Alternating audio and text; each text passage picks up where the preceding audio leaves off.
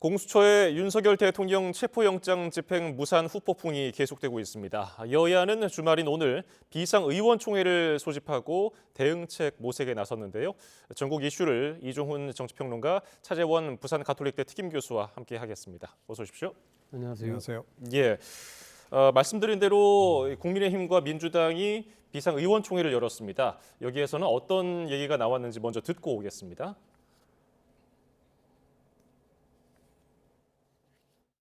우리가 공수처의 대통령 체포영장 집행을 비판하는 것은 대통령 지키기가 아닙니다. 법 질서 지키기, 법치주의 지키기, 대한민국 지키기입니다. 공수처는 내란죄에 대한 수사권이 없습니다. 그럼에도 서울 서부지법에 체포영장을 청구하였고 서부지법은 법적 근거 없는 공수처의 내란죄 수사권을 인정해줬습니다. 사법부가 수사체계의 혼선을 부추긴 것입니다. 경호처의 체포영장 집행 방해는 제2의 내란입니다. 적법한 법 집행을 가로막고 내란 수계를 옹호하는 내란 사병을 자처했습니다.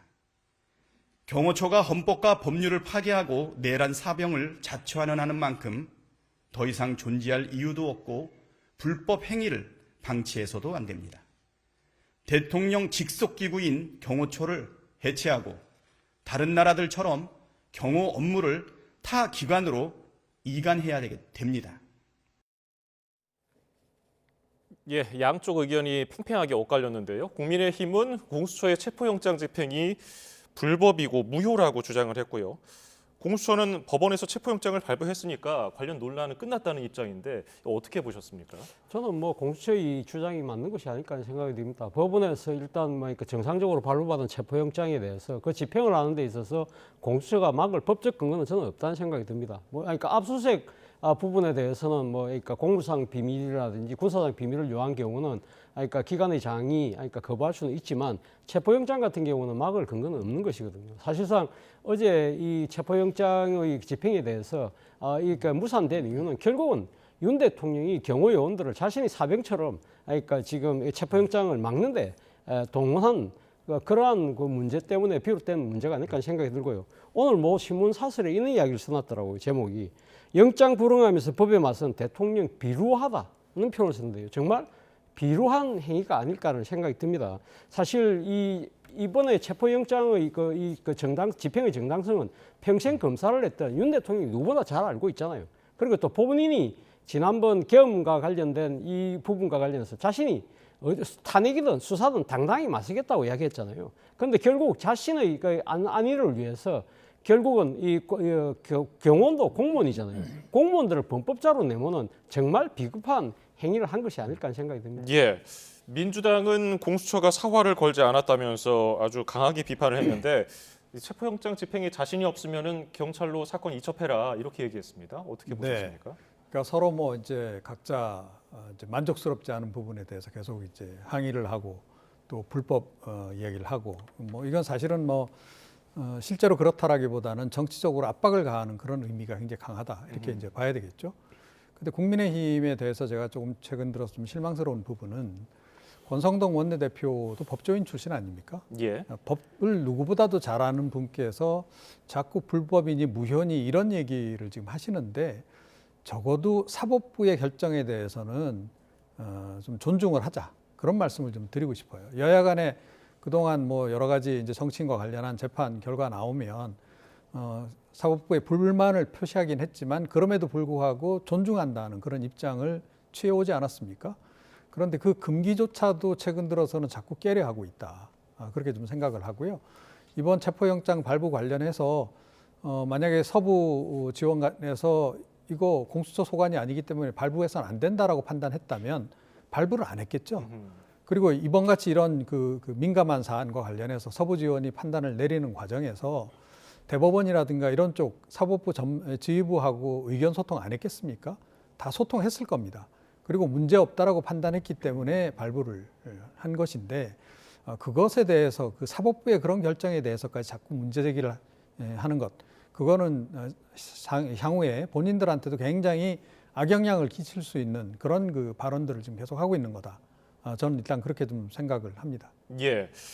앞서서 박찬대 민주당 원내대표 얘기를 다시 되짚어 보면은 이 대통령 직속 기구인 경호처를 해체하고 다른 나라들처럼 경호 업무를 타 기관으로 이관해야 한다. 네. 이게 다른 나라 사례를 보면은 이제 직속 기구가 아닌 경우가 있는가 보죠. 사실 주요 국가들 중에서 독립기구를 두고 있는 나라가 없습니다. 미국 같은 경우가 지금 그 비밀 그러니까 경호국이라고 있어요. U.S. 시크릿 서비스라고 그러죠. 그 같은 경우도 원래는 재무부 소속이었다가요. 최근에는 지금 국토안보부 소속이고요. 그리고 우리가 잘 아는 또 지금 대통령제 국가를 하고 있는 프랑스 같은 경우도 경찰청 산하에 있는 요인 경호실에서 경호를 합니다. 그리고 독일 같은 경우도 뭐 대통령도 있고 총리도 있잖아요. 예. 거기도 보면 연방 경찰청 산하에 있고요. 그러니까 일본 같은 경우도 일본의 천황은 그럼 누가 경호를 하느냐면 항공 경찰 본부에서 하고요. 그리고 또 이 총리 같은 경우는 경비국 공안과에서 하고 있습니다. 예. 그러니까 이 소위 말하는 주요 국가들 중에서 경호처를 독립기구로 두고 있는 나라는 대한민국이 거의 유일하다고 볼 수 있죠. 사실 우리나라도 이 그러니까 이 정부 수립 초기에는 사실은 경찰이 경무대 경호를 했었죠. 대표적으로 그러니까 이승만 대통령 시절까지만 하더라도 경무대 경찰이라고 해서 예. 대통령 경호를 전담하는 경찰 조직이 따로 있었습니다. 그때 당시 그러니까 경찰서장이 가경주라고 해서 그때 4.19 때 발포 명령을 해서 형장은 이슬로 사라지고 난 뒤에 박정희 대통령이 집권하고 나서 1963년부터 경호처를 독립적으로 했거든요. 그런데 예. 그 뒤에 경호처가 상당히 무소불위의 권력을 휘두르면서 상당히 독립적인 기구보다는 다른 식으로 재편을 해야 된다고 했는데 막 그런 논의들이 허지부지 되면서 이까지 왔는데요. 문제는 이 경호를 하는 이 경호요원들이 이 경호 대상에게 뭐 목숨을 걸고 해야 되는 건 맞는 것이죠. 그러나 지금이 왕조 시대가 아니잖아요. 그러니까 그러니까 대한민국 대통령에 대한 경호는 100% 하는 건 맞습니다만 그렇다고 해서 대한민국 대통령이 법 위에 군림할 수는 없는 것이거든요. 그렇다고 한다면 법적 시스템에서 집행되는 영장까지 막는다는 것은 저는 상당히 문제가 있다. 그렇다고 한다면 이 경호 조직에 대한 민주적 통제 방식을 강화하기 위해서라도 저는 독립기구에서 이제는 경찰청 산하 정도로 재편을 하는 것이 맞는 것이 아닐까 생각이 듭니다. 박찬대 원내대표 얘기대로 이 경호처가 해체되고 타 기관으로 이관되면은 만약에 이런 문제가 다시 벌어졌을 때 뭐 집행과 관련해서 마찰은 좀 줄어들까요? 그렇죠. 그 특수공무집행 방해죄가 이번에 이제 적용되는 거 아니겠습니까? 예. 공처에서 지금 그래서 지금 경호처장하고 차장에 대해서 그 혐의를 좀 적용을 했는데 적어도 그런 일은 없겠죠.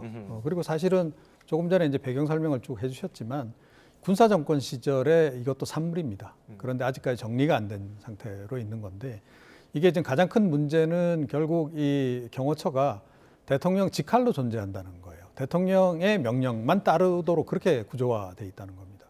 그러다 보면 자연스럽게 이번에도 논란이 일고 있다시피 사조직 내지는 사병 역할을 이제 하게 되는 그런 상황이 벌어지는 거죠. 사실은 박근혜 전 대통령 시절에도 또 그동안 이제 뭐 청와대 과거의 청와대 그런 이제 압수수색 과정에서도 계속 논란이 많이 되지 않았습니까?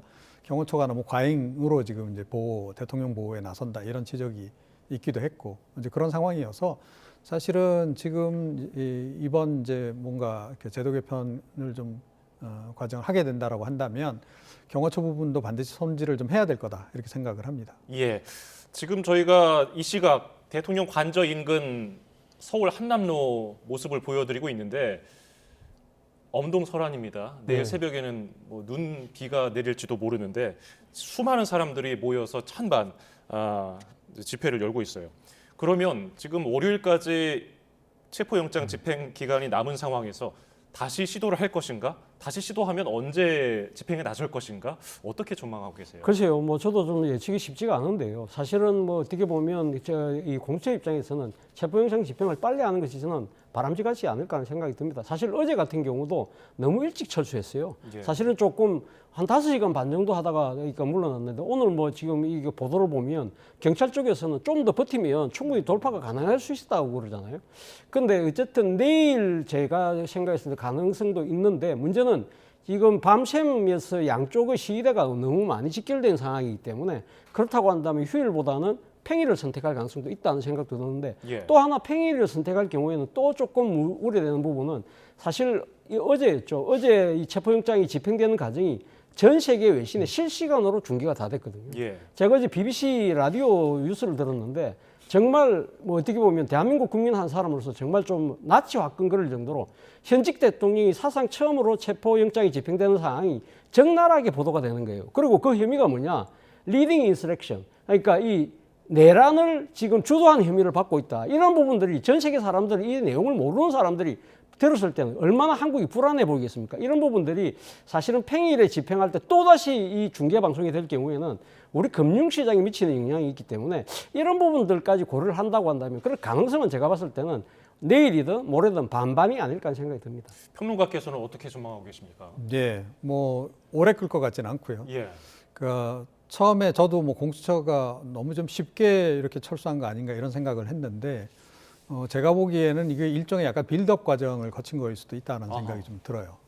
그러니까 분명히 이제 완강하게 이제 그 저지를 할 것이다라고 이제 판단을 했을 거고, 이제 저지한 상태에서 지금 이제 공수처가 국가수사본부죠. 경찰 국가수사본부 측에서 지금 경호처장하고 차장에 대해서 조금 전에 말씀드렸듯이 특수공무집행 방해 지금 혐의를 적용해서 소환 통보를 했단 말이에요. 예. 오늘 소환하라 그랬는데 소환에 응하지 않았죠.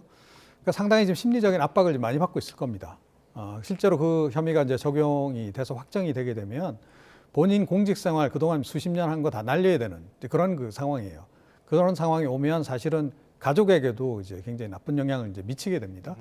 자, 그래서 그런 그 어떤 명분을 쌓고 그런 절차를 좀 밟아서 압박을 이제 체계적으로 해나가면서 이제 진행하려고 했던 그런 생각도 좀 하지 않았나 이런 생각이 들고요. 예. 그래서 제가 보건대는 지금 이제 이번에 2차 만약에 다시 이제 시도를 한다고 한다면 경호처도 아마 적극적으로 막는데 상당한 심리적 부담감을 느낄 수밖에 없을 것이다 이렇게 생각을 합니다. 예. 그래서 아마 예. 뭐 가능하면 제 생각에는 내일 정도에 처리하려고 들지 않을까 이렇게 예상을 해봅니다. 아하. 지금 민주당도 그렇고 공수처도 최상목 대통령 권한대행에게 경호처 지휘를 해야 한다. 그러니까 그 영장 집행하는데 좀 적극적으로 좀 협조하라 이런 지휘를 해야 된다고 요구했는데 이 점은 어떻게 보셨습니까? 저는 뭐 그것이 당연한 수순이 아닐까 하는 생각이 듭니다. 사실 대통령이 직무가 정지돼 있잖아요. 그렇기 때문에 대통령 관저의 책임자도 사실 따지고 보면 최상목 권한대행이거든요. 그렇다고 한다면 최상목 권한대행은 사실 어제 이 집 체포영장 집행과 관련해서 경호처에게 과잉 경호 절대 하지 안 된다. 그리고 법적 절차를 무조건 따라라고 저는 강력하게 지시를 하는 것이 맞는 것이 아닐까 하는 생각이 듭니다.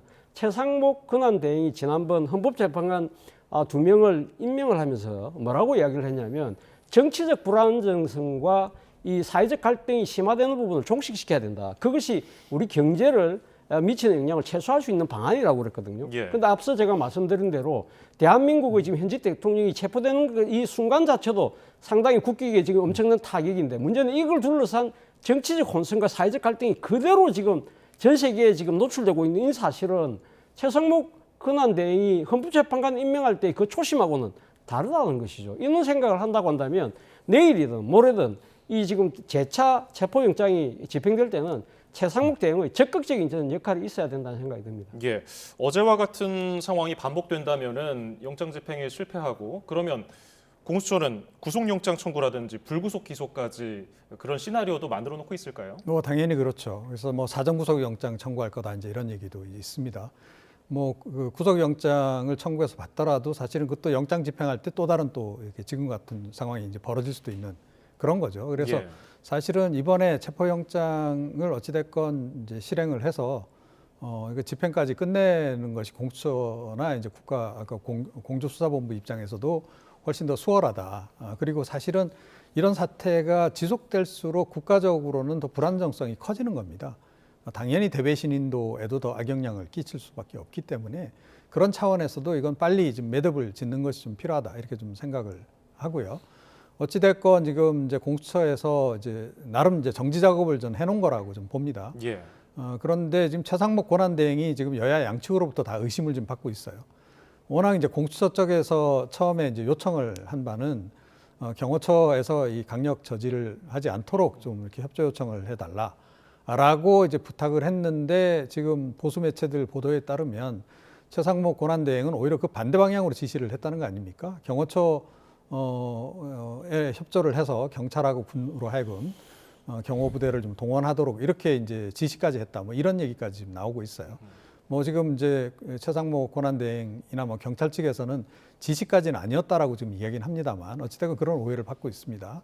자, 이런 오해 받는 것 자체가 뭐 최상목 권한대행에게도 별로 좋지 않겠지만 조금 전에 말씀드렸듯이 무엇보다 큰 문제는 국가의 대외 신인도에 이게 굉장히 악영향을 끼치고 있다라고 하는 것. 빨리 종결을 하는 것이 맞고 그리고 제가 조금 전에도 말씀드렸다시피 사법부에서 체포영장을 발부하는 것은 반드시 실행이 돼야 됩니다.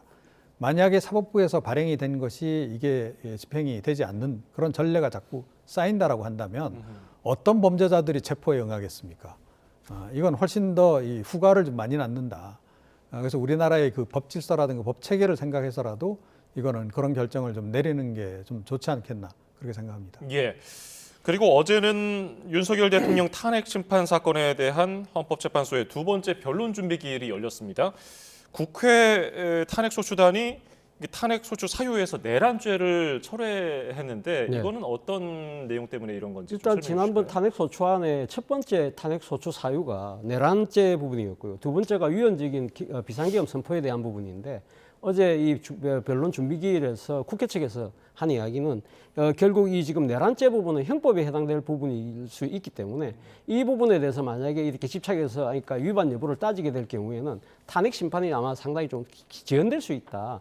그런 판단 때문에 충분히 두 번째 사유, 위헌적인 비상계엄 선포 부분만 그건 이제 헌법 위반 부분을 따지는 것이기 때문에 그 부분만 따지더라도 탄핵 심판이 인용되는데 문제가 없다는 판단하에서 그렇다고 한다면 첫 번째 이야기했던 내란죄 관련된 탄핵 소추 부분은 빼겠다는 주장을 했습니다. 했고 여기에 대해서 지금 이 국민의힘을 비롯한 여권 측에서는 이것이야말로 탄핵소추 결의를 할 때 일종의 대국민 사기를 한 것이 아니냐 이래서 강하게 반발하고 있는 상황인 것 같습니다. 예, 이 형법 문제 때문에 탄핵 심판이 매몰될 수 있다는 가능성은 뭐 이전부터 계속 나왔던 얘기인데 이 속도전을 하는 것에 대해서 국민의힘은 결국 이재명 대표 구하기 뭐 이런 목적 아니냐 이런 의심을 하고 있어요. 충분히 그런 의심할 수 있죠. 그리고 사실은 이제 민주당이 아마 그런 점도 고려를 했을 것으로 일단 이제 짐작은 합니다.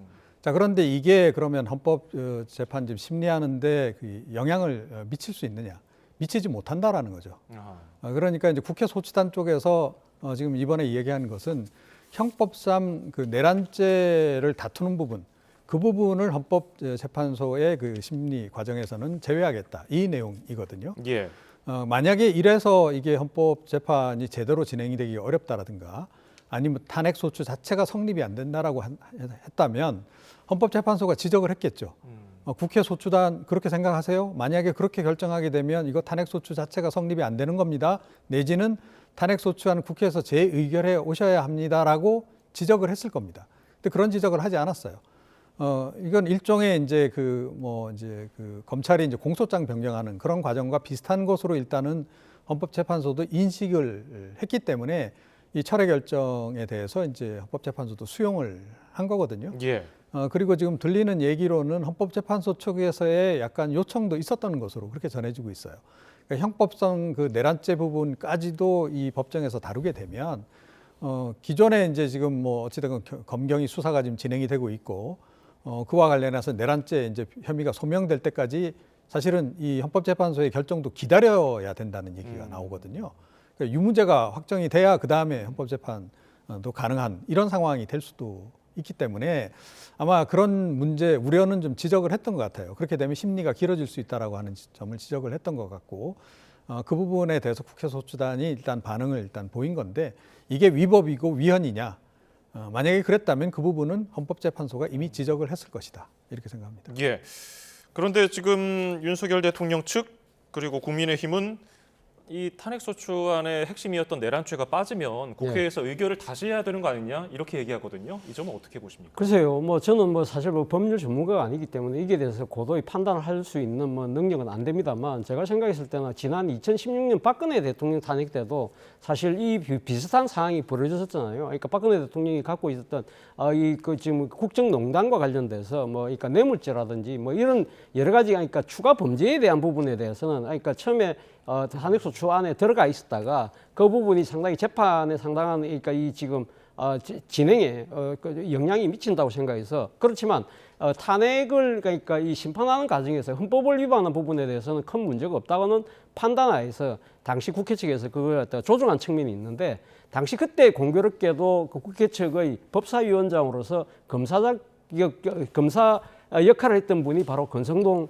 지금 국민의힘 원내대표고요. 예. 그렇기 때문에 민주당 입장에서는 이 국민의힘과 윤 대통령 측에서의 그런 그러니까 주장은 사실은 좀 억지 주장이다 이야기를 하고 있는 것 같고요. 그리고 지금 탄핵소추로 삼은 부분에 대해서는 그러니까 지금 달라진 건 아무것도 없다. 단지 그러니까 내란죄에 대한 부분을 완전히 뺀 것이 아니라 그에 대한 평가만 지금 이렇게 그러니까 빼자는 부분이기 때문에 본질적으로는 바뀐 건 없다는 식의 주장을 하고 있기 때문에 그러나 여기에 대해서 뭐 저 국민의힘과 윤 대통령처럼 또 다른 이야기를 하고 있습니다. 그러나 어쨌든 14일 날 열리는 1차 변론기일에서 아마 헌법재판부가 아까 말씀하신 것처럼 아마 좀 깔끔하게 이 부분에 대해서는 정리를 하지 않을까라는 생각이 듭니다. 예.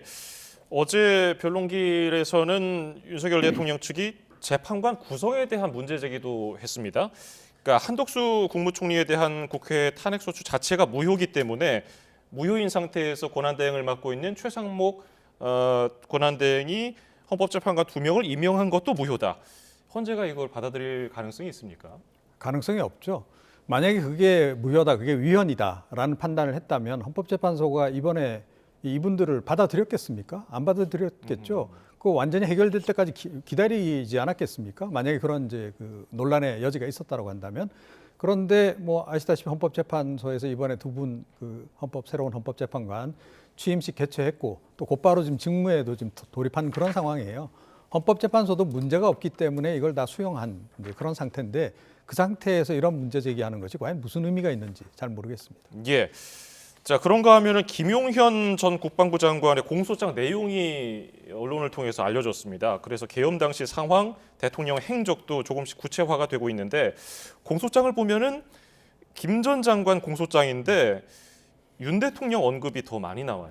그래서 사실상 윤 대통령 공소장이 아니냐 이런 평가가 있던데 어떻게 보십니까? 사실 뭐 내란 혐의와 관련해서 지금 그러니까 수사당국은 뭐 김용현 전 장관 같은 경우는 내란 주요 임무 종사자로 일단 규정을 하고 있고 예. 내란의 우르머리 수계는 일단 그 윤 대통령을 지금 겨냥하고 있기 때문에 아무래도 윤 대통령이 총 최고 지휘자로서의 여러 가지 행위에 대한 이야기들이 아마 더 많을 수밖에 없지 않나 생각이 들고요. 어쨌든 그러니까 뭐 지금 우두머리든 주요 임무 종사자든 어쨌든 이 비상계엄과 관련해서는 두 사람의 합작품이잖아요. 그런 부분들은 좀 분명해진 것 같고 그리고 김용현 장관에 대한 전 장관에 대한 공소장이지만 결국 지금 수사당국의 타겟은 최종 타겟은 결국 윤 대통령을 겨냥하고 있다는 부분을 이 지금 해수만 봐도 우리가 충분히 알 수 있지 않나 생각이 듭니다. 예. 지난해 그 김용현 당시의 대통령 경호처장을 국방부 장관으로 이제 윤석열 대통령이 지명을 했는데 검찰은 이 인사를 두고서 사실상의 비상계엄을 위한 준비 과정으로 보고 있는 거죠. 사실 그 부분은 이미 이제 야당 쪽에서 그 당시에도 제기를 했었죠. 다 기억하시겠지만 지난해 8월부터 민주당이 이 이제 비상계엄 선포 가능성에 대해서 우려를 제기를 했고 예. 충암파가 그걸 주도하고 있다라는 지적도 했었고 이제 그렇습니다. 그런 상황에서 지난번에 이제 경호처장이 이제 갑자기 국방부 장관으로 이제 임명이 됐거든요. 그때도 너무 좀 이례적이다 이런 얘기가 많이 나왔었어요. 이제 신원식 그 당시 이제 국방장관 뭐 들어간 지도 얼마 안 된 상태였고 왜 갑자기 이런 이제 교체를 하느냐. 그래서 그 당시에 나왔던 얘기가 뭐냐 하면 이거 군내 인사 문제하고 관련이 있다. 그러니까 충암파들이 본인들 그 의지에 따라서 군내 인사를 좀 하기 위해서 결국 이제 김용현 전 국방장관을 그 당시에 국방장관으로 이제 기용을 한 거다라는 지적이 있었어요. 그런데 사실 이번에 이제 많은 부분들이 이 비상계엄 이후에 이제 밝혀지고 있죠. 그 당시에 이제 사실은 뭐 정보사령관이라든가 또 이제 이제 그런 부분도 이제 교체를 그때 이제 사실은 좀 고려를 했다가 그냥 유임시키고 뭐 이런 일들이 그 즈음에 다 또 이루어진 일들이라고 하는 거죠. 이제 그런 것들이 지금 확인이 되다 보니까 검찰이 그런 부분들도 이번에 다 포함을 시킨 것으로 그렇게 지금 전해지고 있습니다. 예, 83쪽짜리 분량 공소장 이게 워낙 내용이 많기 때문에 뭐 다 살펴볼 수는 없습니다만은 국무회의도 하나의 쟁점이 되고 네. 있지 않습니까? 그러니까 윤석열 대통령이 이 공수처에 따르면은 국무위원들에게 이제 국무회의 심의를 했고 발표를 해야 하니까 나는 간다라는 내용을 말한 것으로 알려져 있습니다.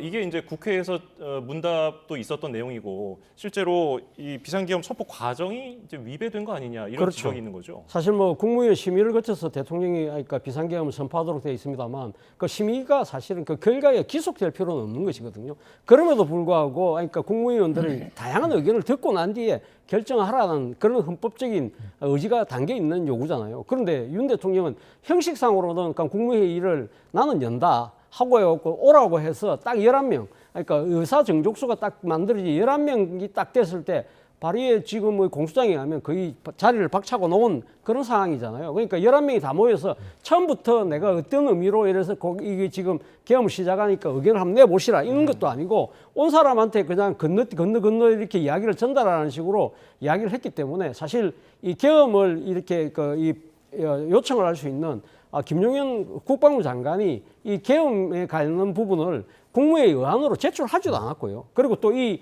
국무위원들이 모여 앉아서 이야기했던 부분들이 회의록으로 남아있지도 않아요. 그렇기 때문에 그리고 또 실제 국무위원들 다수가 만약에 이 계엄이 선포될 경우에는 70년 동안 대한민국이 쌓아왔던 경제적인 모든 걸 다 한꺼번에 무너뜨린다. 그렇게 간곡히 호소했음에도 불구하고 나는 다 언론하고 이야기 다 끝났기 때문에 나는 간다. 뭐 알아서 해. 라는 식으로 갔다는 거잖아요. 저는 이 부분이 아마 이번 이 탄핵 심판에서 가장 결정적인 하나의 이 대목이 되지 않을까 하는 생각이 듭니다. 예, 계엄군의 무장 여부도 관심이었는데요. 공수장에는 계엄군이 소총, 권총과 함께 실탄을 챙겨서 현장으로 출동한 정황이 담겨 있습니다. 특전사만 5만 2천 발, 수방사는 저격 소총과 엽총. 이게 그 윤석열 대통령이 얘기했던 내용과는 좀 배치되는 것 같습니다. 네, 그렇죠. 그러니까 뭐 이런 것들 다 놔두고 가라고 한 것처럼 그렇게 이제 지난번에 본인이 해명할 때 그렇게 이야기를 하지 않았습니까? 그런데 사실 그날 당일날 현장에서 찍힌 여러 영상이라든가 사진 속에서도 그 실탄 그 상자가 이제 발견이 되고 이제 그랬던 바가 이미 있습니다. 이제 그런 상태인데 지금 이제 윤 대통령은 계속 이제 부인을 이제 했던 거고, 그런데 이제 검찰이 이제 여러 경로를 통해서 다 확인을 이제 한 거죠. 확인한 결과 뭐 이 사실은 총탄도 처음엔 뭐 몇천 발 정도 뭐 이렇게 얘기가 나왔는데 그거보다 훨씬 많은 분량의 이제 그 총탄을 이제 소지를 했거나 준비를 했던 것으로 지금 이제 확인이 되고 있는 그런 상황인 거죠. 그래서 윤 대통령의 논리 자체가 지금 많이 붕괴가 되고 있다. 지금 그렇게 생각합니다.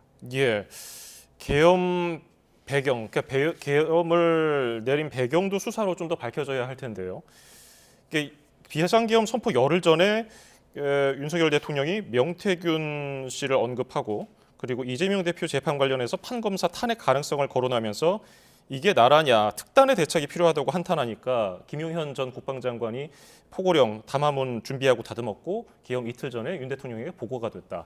예. 근데 결국 그 계엄을 선포하게 된 결정적인 요인은 뭐였을까요? 저는 아마 10월 31일이었나요? 민주당이 명태균 씨와 윤 대통령의 통화 녹취록 그 부분이 나오면서 상당히 일종의 뭐 야권에서는 스모킹 건이 나왔다. 그런 그 부분 때문에 상당한 여론이 들끓었잖아요. 바로 그 때문에 순방을 앞두고 있었던 윤 대통령이 일정을 바꿔서 결국은 대국민 기자회견을 했고요. 예. 근데 그 기자회견에서도 제대로 된 사과를 못했다는 질타가 엄청나게 쏟아졌잖아요. 그때부터 아마 심리적으로 상당히 조금 무너지기 시작했던 것이 아닐까. 그런 상황에서 저는 결정타가요. 저는 11월 25일 날 나왔던 이재명 대표 위증교사 1심 재판이 무죄로 나온 데 대한 나름대로 아마 상당히 쇼킹했을 거예요. 이러면 지금 이재명 대표를 어떤 식으로도 사법적으로 단죄할 수 없겠네? 그런 데 대한 일종의 뭐랄까, 이 정신적인 약간 충격. 그런 부분들이 사실 이번에 나온 그러니까 이 지금 체포조 명단에 당시 그 재판을 했던 김동연 판사 이름이 거론되는 이유도 바로 거기 있는 걸 본다고 한다면 결정적으로 명태균 녹취록 그리고 위정교사 1심 무죄, 저는 그 두 가지가 관건이 아니었나 생각이 듭니다. 예. 그리고 김용현 전 장관이 계엄 전에 부정선거 증거를 찾으면 국민도 찬성할 것이라는 취지로 발언한 사실도 드러났습니다. 이게 선관위 장악 작전이 사실상 실패로 돌아갔는데도 다시 병력을 투입할 수 있느냐? 이걸 문의한 것 자체가 좀 의구심이 드네요. 그러니까 이제 끝까지 이제 여기에 이제 집착을 한 이제 그런 이제 그것이 이제 확인이 된 건데요. 그러니까 이게 부정선거라는 인식은 윤 대통령이 굉장히 오래전부터 계속 가지고 있었던 것 같아요. 뭐 보수 유튜버들 영향도 꽤 많이 받은 것으로 지금 이렇게 알려지고 있지만 예. 본인이 그렇게 확신을 하는 상황이었고 또 김용현 전 국방부 장관을 비롯해서 또 지난번 뭐 이제 그 예전 전 그 정보사령관이라든가 이번에 중요한 역할을 한 이 그들 사이에서는 이게 부정선거가 거의 확실하다라고 하는 일종의 확신이 뭐 거의 공유되어 있었던 게 아닌가 싶어요. 그리고 사실은 이제 그런 인식도 인식이지만 이번에 비상계엄을 완성하기 위해서도 부정선거 프레임은 반드시 필요했다라는 겁니다. 그러니까 야당 의원들을 대거 이제 검거를 해놓은 또는 체포를 해놓은 상태에서 그들을 일거에 다 처벌을 해서 국회의원 배지를 떼려는 방법은 결국은 부정선거 프레임 말고는 없었을 것이다. 이제 그런 차원에서도 좀 목적이 거기 있었기 때문에 그걸 좀 적극적으로 활용하려고 했던 그런 것이 지금 도처에서 지금 확인이 되고 있는 그런 상황입니다. 예. 오늘 말씀은 여기서 줄일까요? 이종훈 평론가 그리고 차재원 부산 가톨릭대 특임 교수였습니다. 두 분 감사합니다.